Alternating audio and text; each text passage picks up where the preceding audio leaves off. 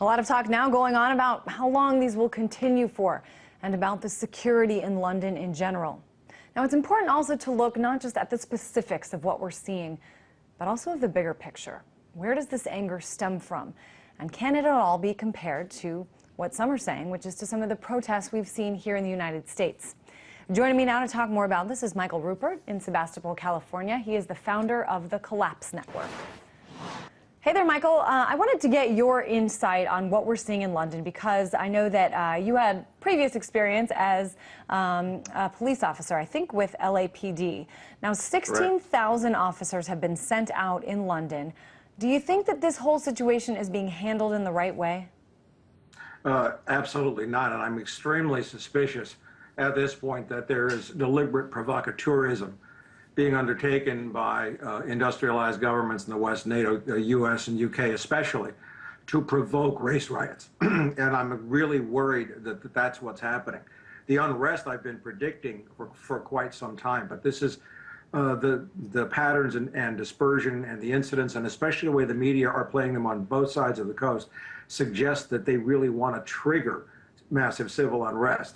You say they. Who do you think is behind sort of the spreading of civil unrest that, frankly, we've seen over the last few months happen around the world? The they is anyone who is in service of the infinite growth monetary paradigm. That would be the banks. That would be the oil companies. That would be the absolutely corrupt financial institutions around the world that are now witnessing a $1.4 quadrillion derivatives bubble collapse. That's the they. Well, what interest would the banks and the oil companies have in triggering this civil unrest? It's more profitable to destroy things now in this infinite growth paradigm than it is to save them or rescue them. The way the stock markets are manipulated with price to earnings ratios, with all the derivatives, makes it infinitely more profitable to kill than to save. And that's just the reality of the world we live in. Interesting. You know, I want to kind of get you to harken back a little bit to your time working in LA. I think that you were there 18 years ago, I think, with much longer than that now. With what we saw with Rodney King going on. Some people actually comparing this, they say they've never seen anything this bad in the UK, and compare, you know, these fires, these buildings being completely burned out, you know, to Los Angeles back there in the early 90s. And there's a very suspicious pattern to this, to me, the way the riots are breaking out. Again, the fact and the reality, I mean, I've written a book that's in the Harvard Business School library, but this is a law book, and this is absolutely unchallengeable fact that programs like COINTELPRO, Agitprop, Garden Plot have all existed and all been used. I'm an expert on this. And, you know, so in here, one of the primary incentives or directives or interests of the establishment in putting down the civil unrest in the 1960s was to prevent any alliance between blacks and whites.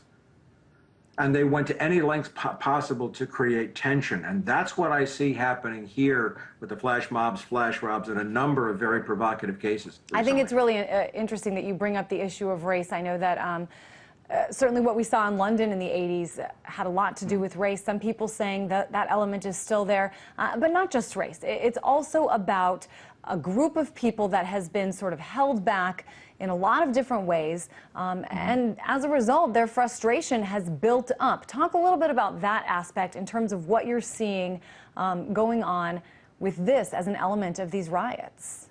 As I've been writing about this on collapsenet.com for probably a year now, the civil unrest we're seeing around the world that they tried to encapsulate as the Arab Spring has nothing to do with Arab, black, or white. This is a generational revolution. This is a generation of young people who have no hope, who see no future, who understand that civilization is collapsing around them, even as they speak, and they're frustrated beyond belief. I understand that. I just think this kind of violence is the wrong way to fight. There's a better way to fight the beast that's doing this.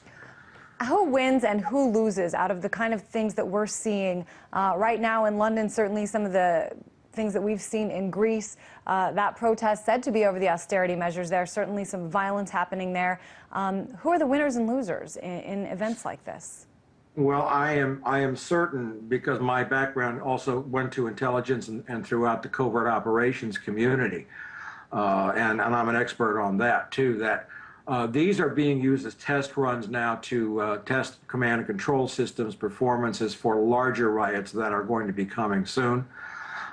They want to incite further civil unrest because that will serve as a distraction from the economic chaos. I mean, somebody had to send an email to CNN, hey, there's a connection between what's going on in the financial world and England.